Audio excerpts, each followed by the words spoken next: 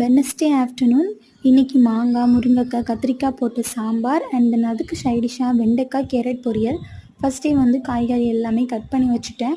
And then வெண்டைக்காய், carrot combination என்னோடய favourite, ரொம்பவே நல்லாயிருக்கும்.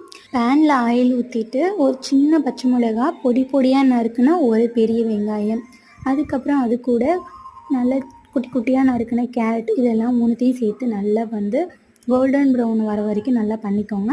அதுக்கப்புறமா குட்டி குட்டியாக நறுக்குன வெண்டைக்காய் பீசஸாக சேர்த்துட்டு உப்பு, மஞ்சள்தூள், கொஞ்சமாக சில்லி பவுடர் சேர்த்து நல்லா ரோஸ்ட் பண்ணி எடுத்துட்டிங்கன்னா சூப்பராக இருக்கும். டேஸ்ட்டு மஸ்ட்டு ட்ரை பண்ணி பாருங்கள். என்னோடய ஃபேவரட் இது.